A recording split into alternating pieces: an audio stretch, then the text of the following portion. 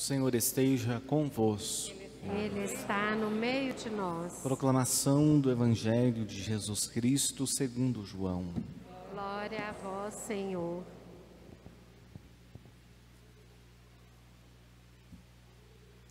Naquele tempo, Jesus disse a seus discípulos: Eu sou a videira verdadeira e meu Pai é o agricultor.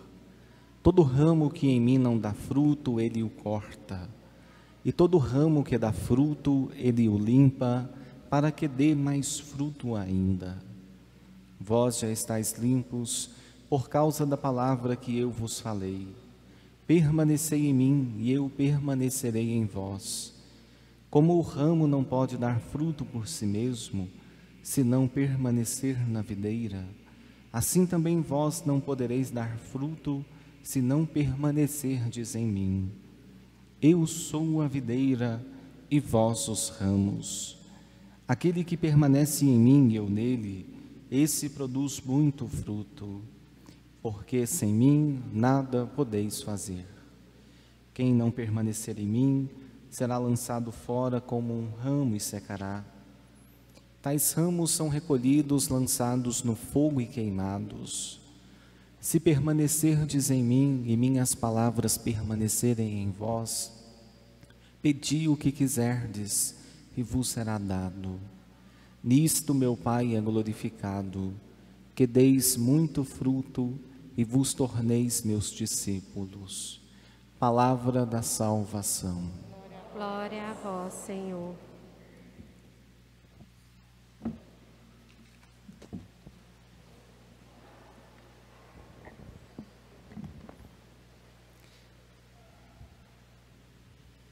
Bem, estimados irmãos e irmãs, neste domingo, a liturgia da palavra nos faz ouvir esse belíssimo trecho do Evangelho de São João, que dá início ao capítulo 15, que ainda está inserido no grande contexto da última ceia do Senhor, momento em que Jesus entrega aos discípulos reunidos o seu grande testamento espiritual e lhes conforta diante de sua partida iminente, que causa no coração dos discípulos uma série de perturbações. Jesus se autodenomina como videira. Eu sou a videira verdadeira e meu Pai é o agricultor. Esta imagem da videira é aplicada a Israel em muitos momentos do Antigo Testamento. Israel é comparado à videira e Deus espera que a videira, a quem Ele constituiu como seu povo, dê frutos e permaneça unida a Ele.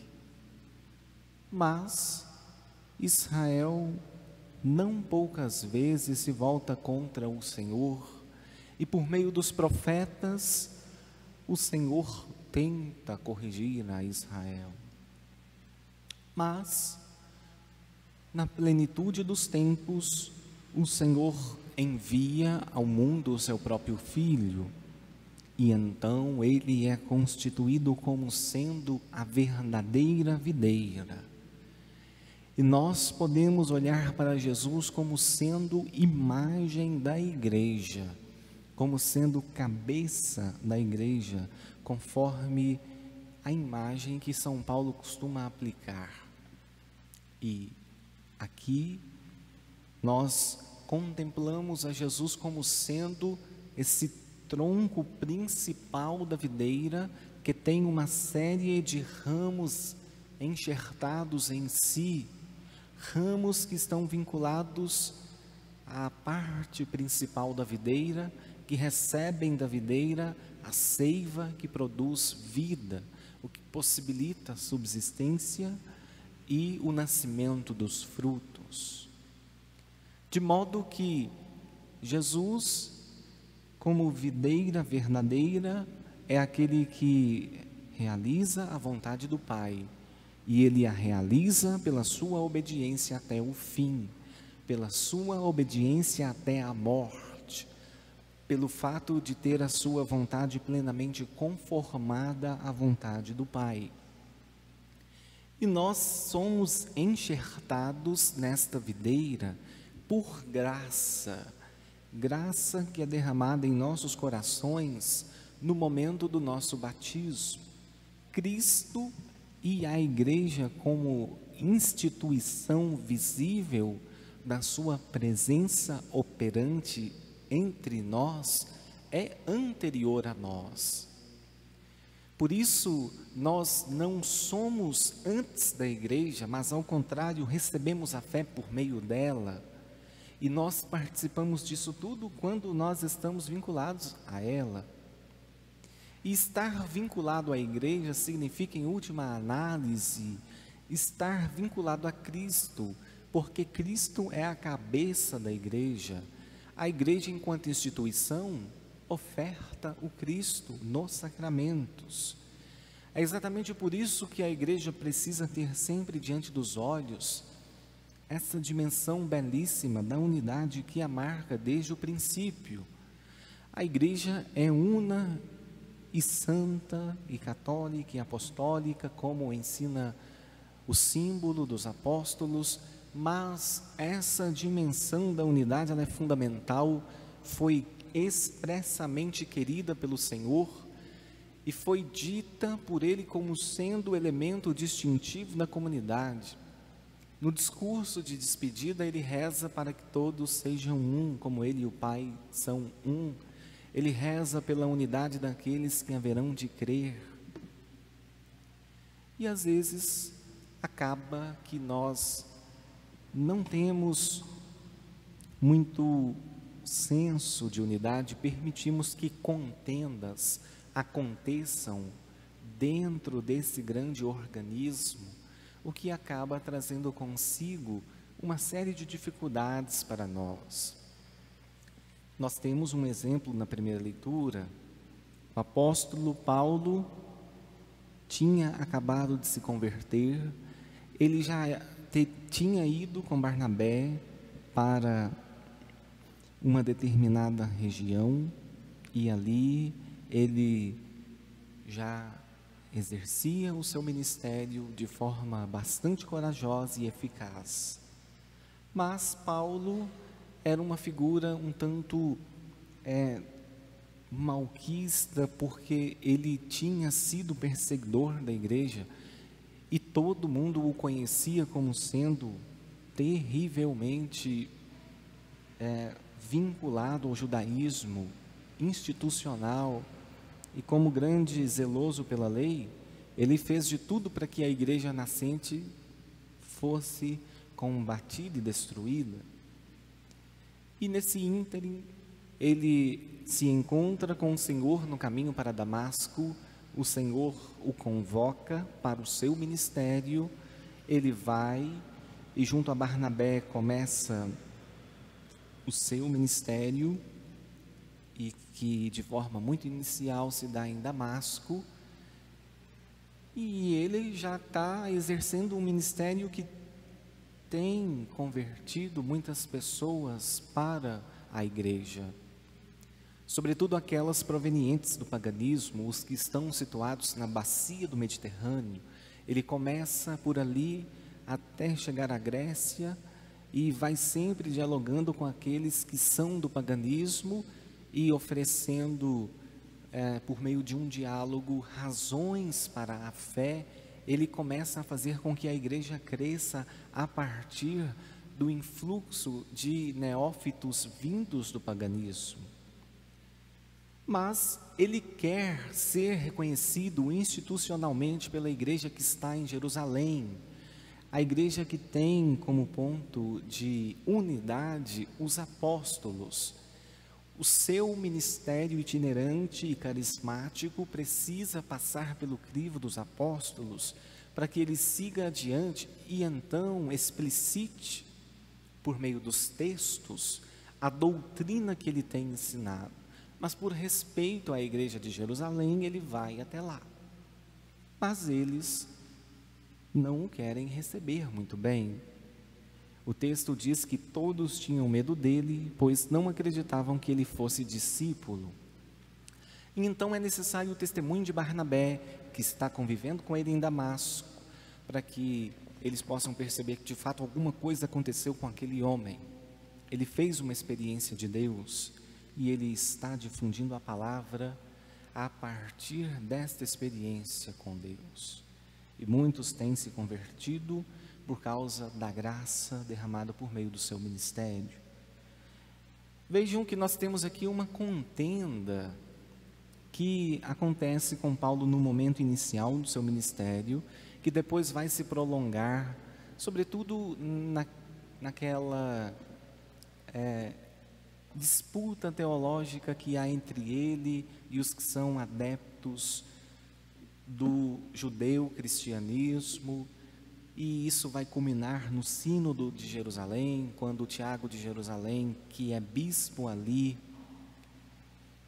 com uma tendência muito voltada a fazer com que os novos cristãos passem pelo judaísmo, de alguma forma tentará impor isso, mas Paulo, por causa da sua visão diferente, haverá de colocar toda uma teologia diversa dessa, mostrando que não é preciso ser judeu primeiro para depois ser cristão.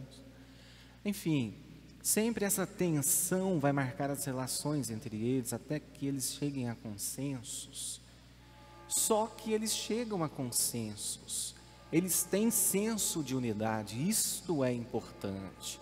E se nós voltamos à compreensão do Evangelho de Cristo como sendo a videira verdadeira, a que todos nós estamos unidos e de quem todos nós recebemos a seiva que alimenta, então nós percebemos que a unidade é um elemento muito importante. Todos nós somos figuras singulares, temos pensamentos que às vezes não são convergentes, opções em diversas áreas da vida que não são convergentes, mas é preciso ter capacidade de diálogo, é preciso ter senso de pertença, é preciso sermos maduros o suficiente para que nós nos entendamos e no fundo busquemos sempre a mesma meta, busquemos sempre a Cristo, a esta união fundamental que dá a vida a nós.